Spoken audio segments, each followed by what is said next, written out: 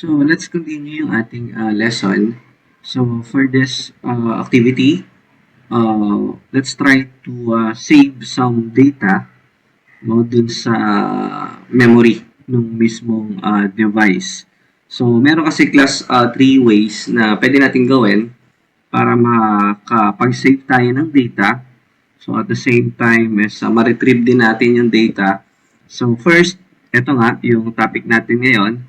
So we try to save data no dun sa ating device memory. So pwede nating gawin 'yan. Then pangalawa, so pwede rin tayong gumamit ng SQLite, 'di ba? So yan yung mismong may database. Or yung pangatlo na pwede pa natin gawin is yung pwede tayong mag-save ng data sa cloud. So example yan yung Firebase. So pwede natin gamitin yung tatlong ways na yan. Okay? So try muna natin itong sa memory. Okay, sa memory ng device. So just simply create a new project. So, bahala na kayo kung anong name ng project. So, dito sa demo ko, niligay ko na lang na save to a memory device. Then, let's try to design first yung ating components dun sa ating layout. Okay? So, siguro tanggalin na natin itong text view. Okay? Yan. Then, yung constraint layout, siguro gawin na lang natin siyang linear layout. So, linear layout. Then, instead of horizontal, so gawin natin siyang vertical. Okay. Then, another, insert pa rin tayo ng another layout. So, but this time, gamitin natin kasi itong horizontal linear layout. So, drag lang natin dito sa ating component tree. Then, magdagdag pa tayo ng dalawang components. So, dun sa text, so, lagay natin yung ito, yung edit text. So, lagay natin dito. Yan. Then, kailangan natin ng button. So, para dun sa event na gagamitin natin. Then, let's try to change itong height nitong linear layout natin. So, tago muna natin itong emulator. So, yung ating layout height, so make it a wrap. So, i-wrap natin siya. Then, for the edit text, so, yung layout width natin, so, gawin na lang siguro natin siyang 4. Then, for the button, so, yung layout width niya is, so, wag na natin baguhin, so, just 1 na lang.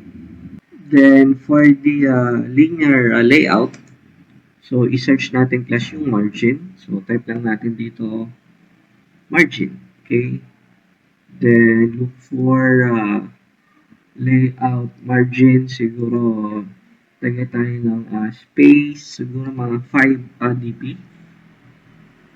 Yan. Then, proceed tayo dito sa legacy. Then, mag-add tayo class ng list view. So, ito, select natin itong list view. So, i-align natin siya dito sa linear layout. Okay, so dapat dito. So, ulitin natin. So, sakto dun sa yan. So, dapat naka-align siya dun sa linear layout. Then, update natin class yung ID. So, itong edit text natin. So, siguro yung ID, lagay na lang natin edit text. Okay. Para hindi masyadong mahaba.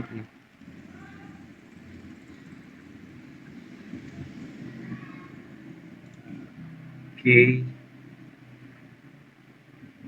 Then, for the button, so, button na lang din. Then, etong ating list. So, lagyan na rin natin siya ng ID. So, make it list na lang. No? Yan. Then, for the linear layout, so, let's try to change din yung background. Ano? So, background. So, any background naman. So, doon tayo sa color. So, ano pang magandang color? So, ano siguro? Then, before tayo pumunta dun sa main activity.java, so, tanggalin natin yung default name. Dito yung text. Tanggalin na natin to. Then, for the hint, so, for example, add a note, example. Then, for the button, so, yung ating ilalagay na text. So, instead na button, lagay na lang natin save. Okay. Yan.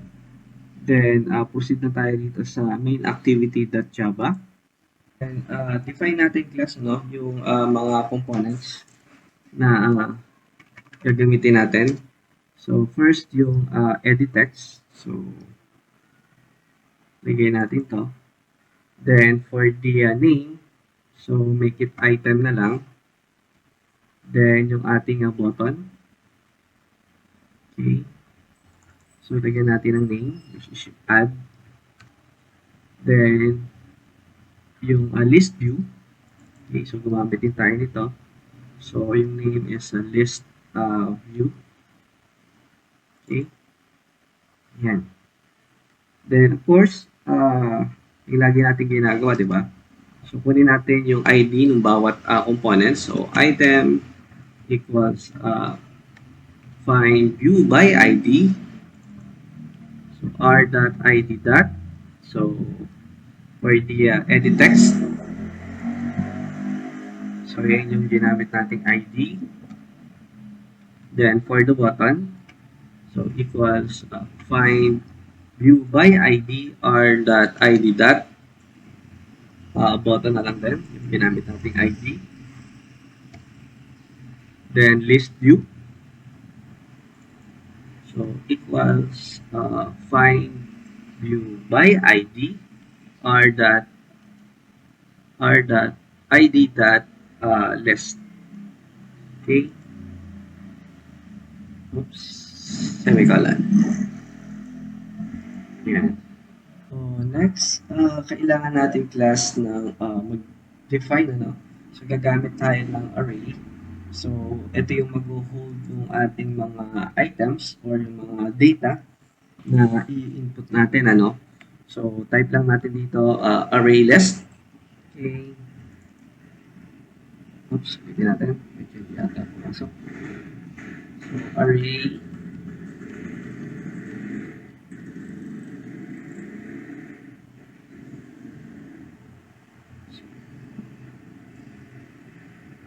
So, array list. Yeah. Then, so, string.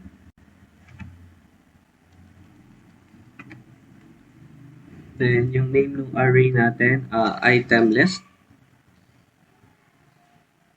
So, equals new array list. And, so, ito yung blank array. So, na gagamitin natin. Okay. Then, kailangan din natin class ng adapter. So, para dun sa, ano natin, sa list view. So, array adapter. So, string. Then, yung name ng array ng adapter natin is array adapter. Then we need to create class, no new class for this application. So dun sa main activity, okay, hanapin nyo lang yung new, then the Java class, then let's put some name for this class. Then for the name, so kahit ano naman, siguro lagyan na lang natin ng file helper, then enter. Then for this helper.java, so kailangan natin class mag-create ng data file. So dito natin isi-save yung mga data na i-input natin mamaya dun sa ating list. So type lang natin dito public static uh, static final, then string, okay, nilagay natin file name. So file name,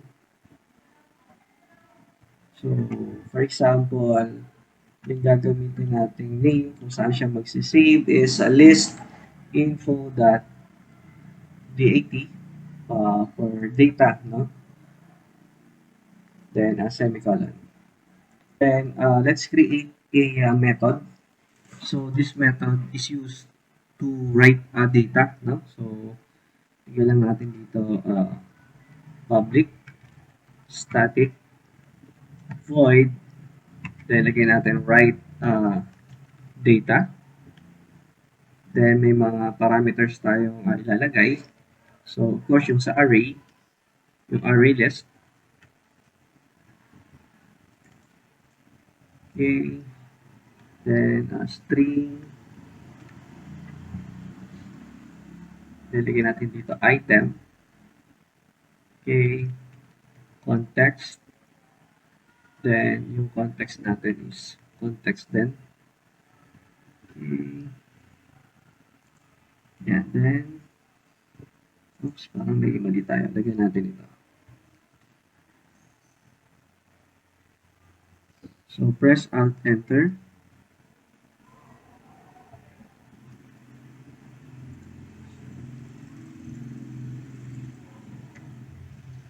Yan. Then we need to insert a object. Okay, so ayusin lang natin ito. So for the object, so type lang natin dito yung file output stream. Okay.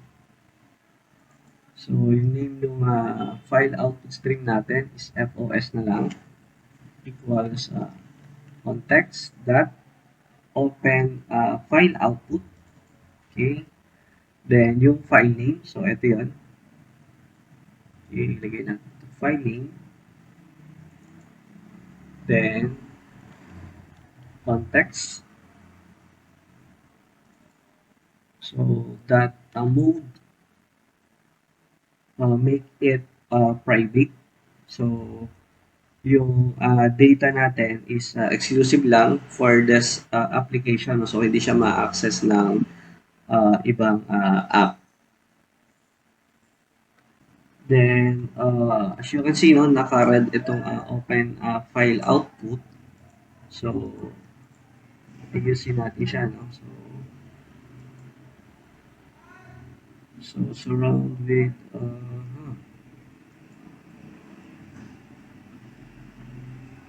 so may mali.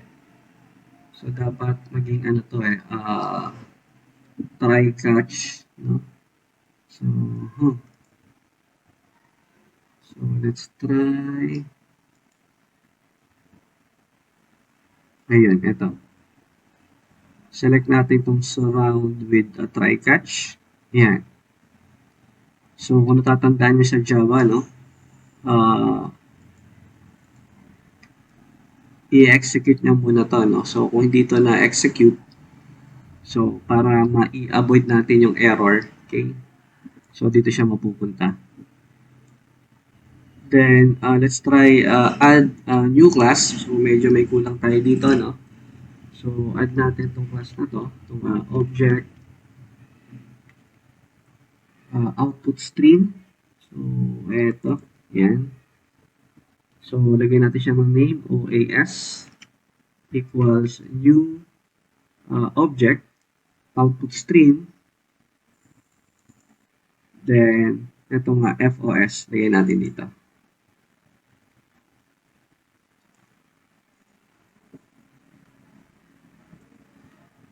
So, meron na naman tayong red dito, no? So,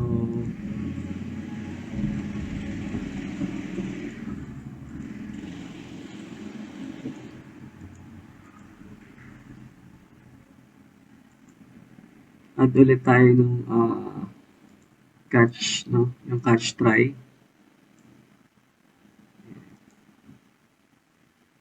So, ito nga, add catch clause. Then, enter tayo dito. So, lagay natin yung OAS.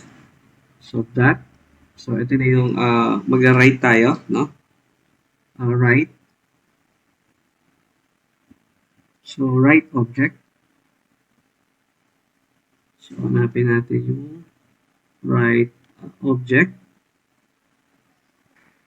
Okay. Then, yung object na i-write natin, yung item. Okay, so yun dyan. So, lagay natin dito item. Then, so every time na nagkakaroon tayo ng write, so dapat yan ay kino-close. No? Then, to read this file, okay, so dito sa baba, kailangan natin mag-create ng method. Okay, so lagay tayo dito ng public static, then array list, okay, then string, then read data,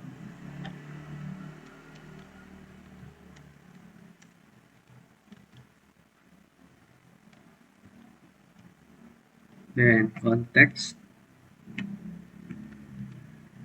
okay,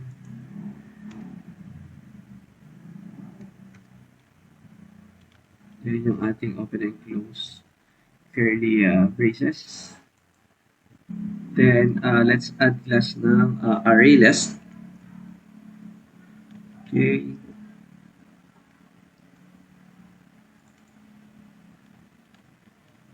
String. So, name yung array, item list. So, equals null. So, wala pa siyang laman dito, no? Then, file input stream. So, name is FIS equals context dot open file input. Then, yung file in. Then, semicolon.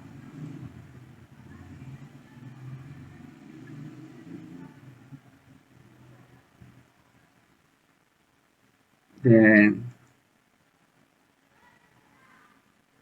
so highlight natin itong red. Okay. Then make it or select this surround with try catch. Then add natin itong object input stream. Okay. So name is OIS equals new object input stream. Okay, then FIS. Okay. So, yung ginagawa kasi dito class, no? Ito yung class or method na for writing data. So, ito naman yung read, no? Read data. So, yun yung ginagawa nitong dalawang to. Then, so, nakaread na naman siya. So, highlight natin. Then, add catch a clause. Yan. Then, let's try to add yung ating object sa array list natin, no? So, yung dito, sa part na to. So, lagay natin dito, item list equals OIS dot read object. Okay. Yan. Then, semicolon. Then, may error na naman siya rito red. So, mag-add na lang tayo ng catch clauses or clause.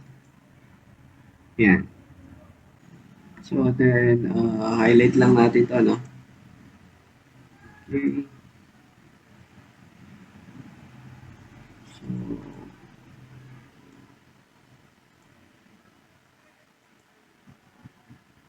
So, kailangan convert natin siya sa string. So, ito, cast to Java util array list. So, click lang natin to. Yan. Then, dito sa baba, so, ang i-return natin yung item list. Return item list. Okay, so, so naka-red pa rin itong return. Bakit kaya? Tingnan natin. Okay, so, mali tayo nung lagay dito class. Cut natin. So, dito siya, no? After nung closing braces na to. So, dapat andito siya. Okay? So, yan. Then, punta na tayo class dito sa main activity.java. Balik tayo dito. Then, dito sa baba ng list view class, lagay lang natin yung item list. Okay. Okay. Item list.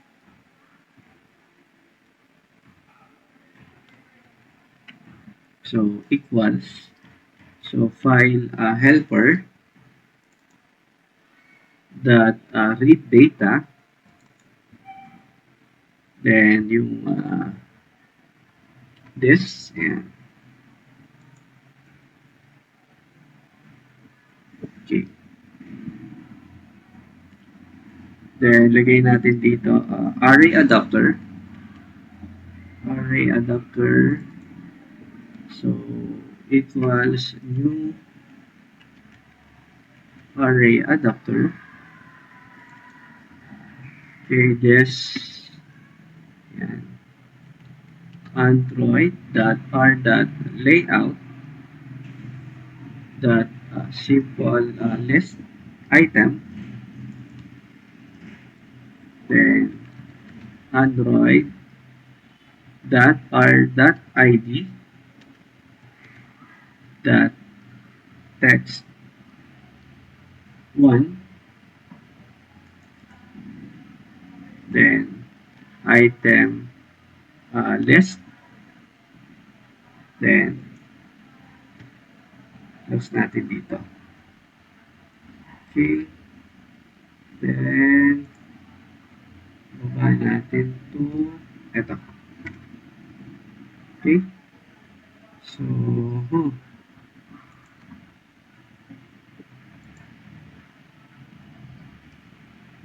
so bakit siya naka-red? Anong mali? So, parang hindi naka-define yung item list natin. So, array kasi. Okay, ano? So, yun dito. So, gawin na lang natin to big letter. Ayan. Okay?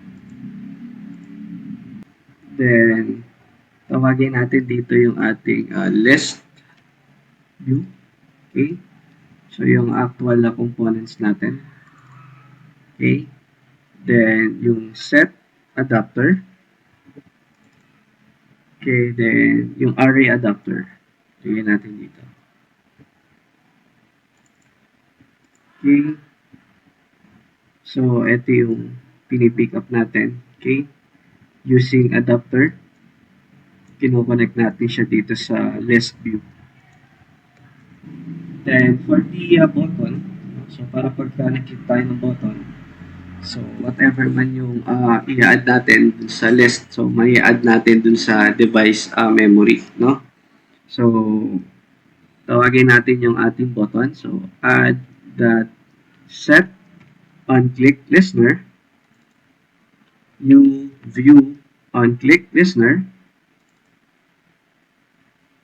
Yan. Then, let's get yung value dun sa ating item. So, yung dito, ano, sa edit text natin. So, kukunin natin yung value. Then, ipasok natin sa variable, no? Sa string. So, pick upin muna natin yon. So, string item name. So, ito yung name ng ating variable. Then, equals item dot get text. So, convert natin to string. Okay. Then, ipasok natin siya dun sa ating item list. So, type lang natin dito, item list. So, ayan. So, ito yung pinaka, ano natin, ano, dot add. So, pasok natin. So, item name.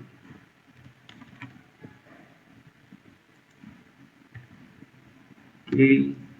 Then, yung ating class name, tawagin natin yung file helper. Okay. That, so, tatawagin natin yung method, yung write data. Then, item list.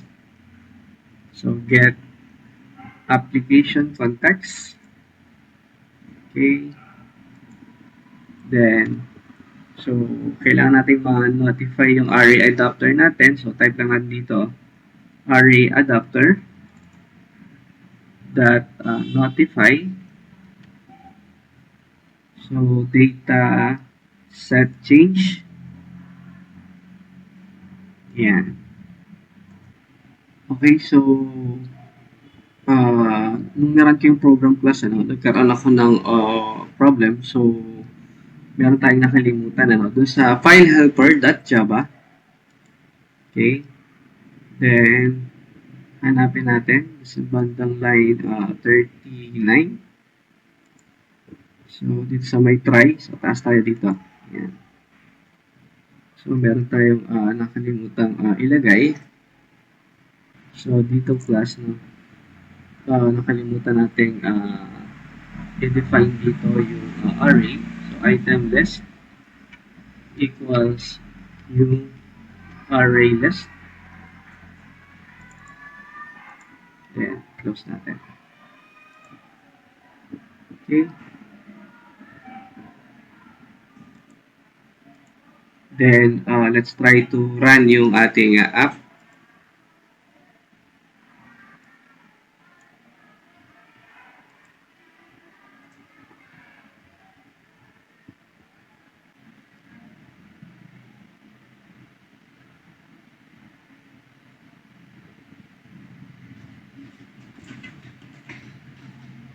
Okay, so let's try to save some note. So, for example,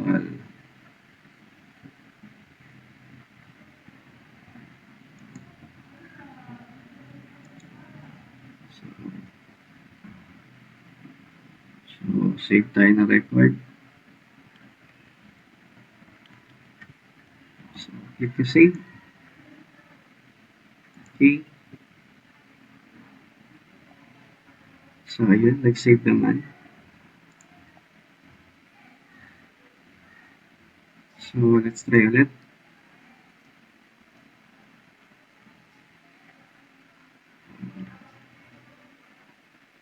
Testing, save. So, nagsisave naman siya.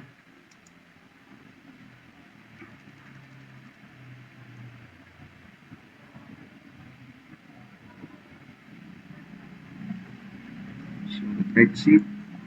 Okay. Then, let's try na i-exit yung app. Okay, so exit natin. Okay. Then, let's try to open ulit. So, dapat, ayun. So, tama yung ginawa natin, ano.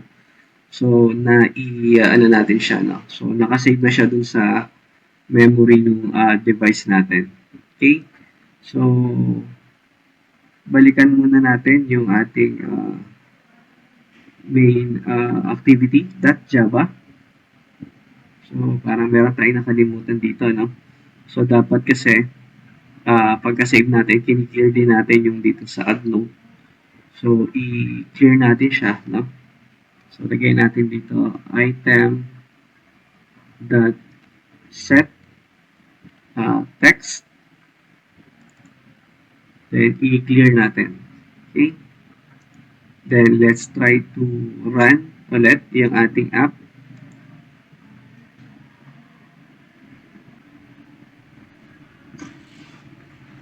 Okay, so let's try yung ating changes yung kanina, no? So, add na tayo ng any text, for example. So, for example, save. Ayun. So, piniklear na niya, no? So, ito lang naman yung dinagdag natin. Okay.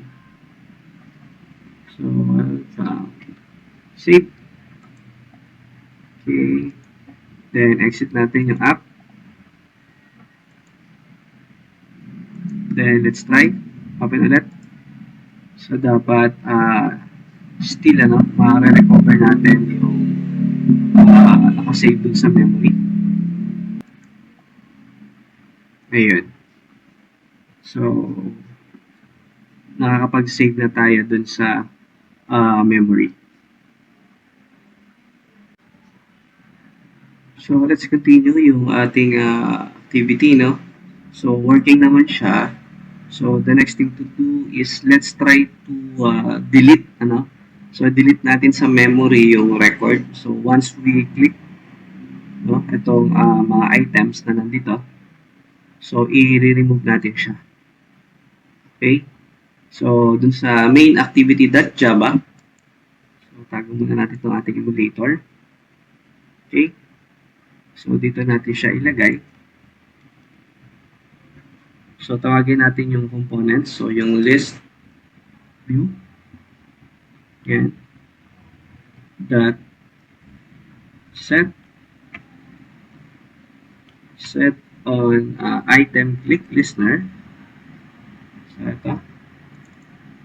Then, lagay natin dito new adapter view on item click listener.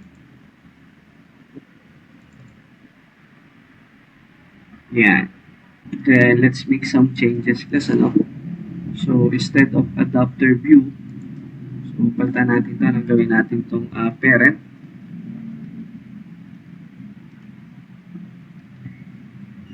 Then, instead na integer, although pwede din naman to, no? Pero mas prefer kong gawin na lang natin siyang name, position. So, ginagamit kasi natin yan dun sa array, no? Position, pipick upin natin. So, long, tapos, so, ito yung, so, gawin na lang natin to plus ID. Okay?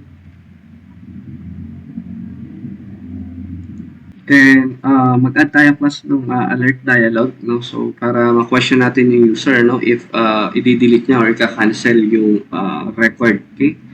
So, alert dialog, okay? Then, yung builder, builder, so, name natin is alert equals yung alert dialog builder. Okay, then lagyan natin main activity. So, this. Okay, then semicolon dito. Then, mag-add tayo ng title.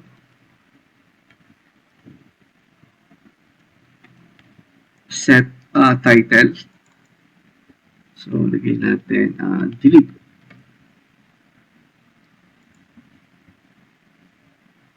Then, lagay tayo ng question. Yung set message.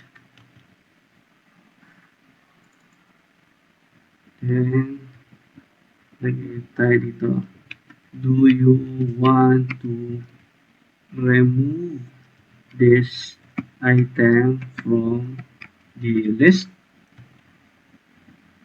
So,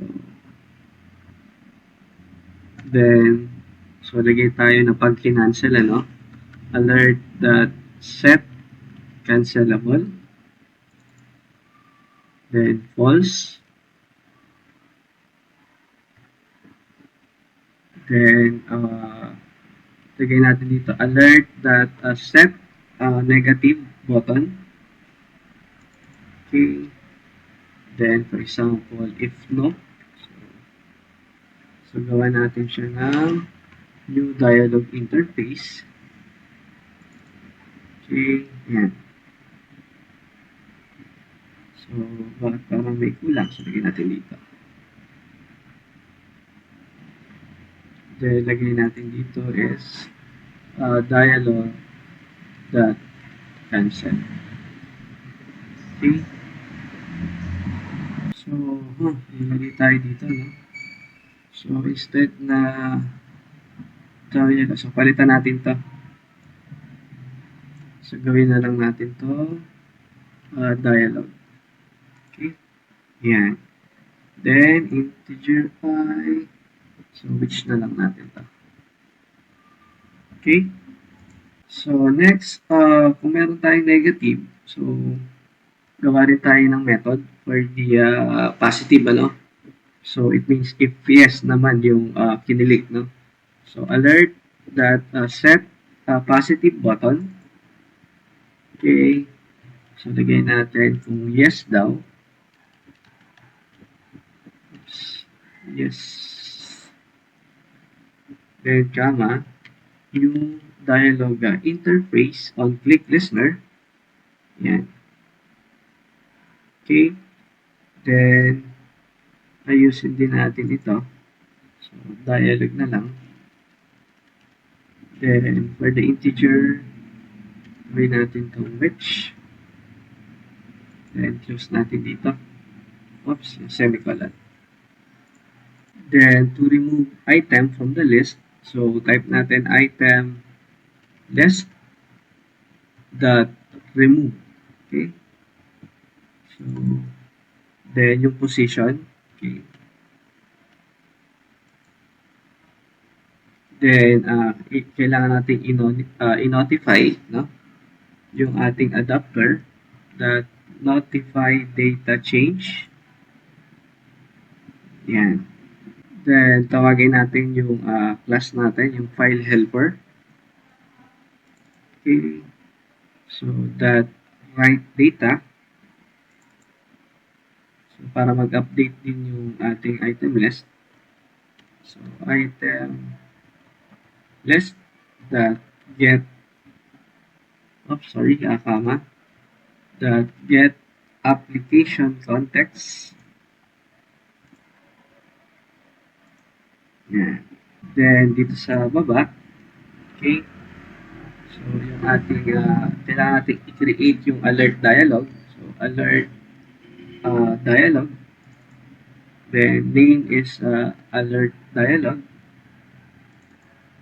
So, equals alert that create.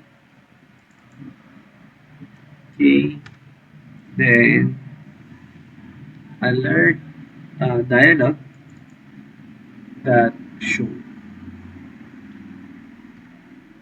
Then, let's try to run ulit yung ating app. Check natin. Okay, so try natin yung ating ginawang changes. So, tingnan nga natin. So, let's try to remove. Ayun. So, do you want to remove this item from the list? Yes. So, isa pa. Yes. Ayun, na-remove naman, ano. Testing, remove. Yes. Welcome. No. So, gumagana. Yes. Then, let's try to exit yung ating app. So, tingnan natin kung magsisave siya dun sa memory.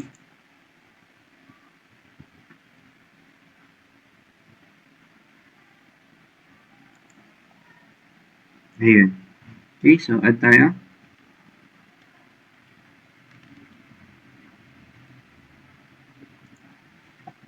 Okay.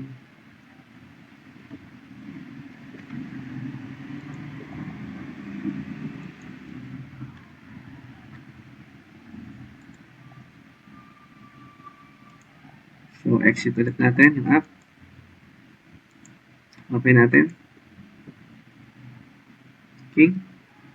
So, delete natin. So, cancel. Delete. Okay. So, okay naman siya, no? So, let's try to change yung ating uh, icon. So, naituro ko na yan sa mga previous video. So, ito, palitan natin to. Okay. So, do sa manifest. Okay. So, I already download some icons and or picture para dyan. So, double click natin yung ating Android manifest. Okay. So, yung label natin, palitan natin. So, lagay natin dito. So,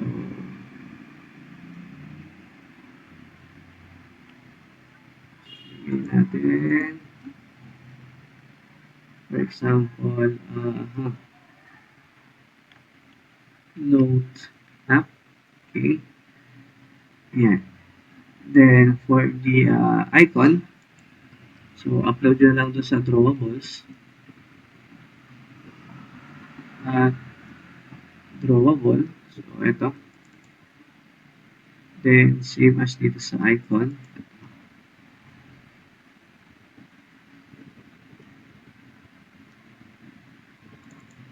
Okay. Then, let's try to run ulit yung app. Okay, so let's check yung icon kung napalitan ba. So, ayun. So, ito siya. No? Ito yung app natin. Papalitan naman natin yung pinaka-icon. So, yan. So, nakita nyo, no, nakasave pa rin dun sa memory ng device yung ating sinave na data.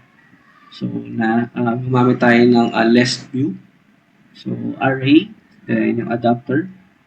So, ginamit natin, then nag-create din tayo ng class. Okay? So, let's try. Ulit. So, remove. Then, exit natin. Okay. So, open ulit natin. So, dapat nandun pa rin siya. So, dagdag tayo.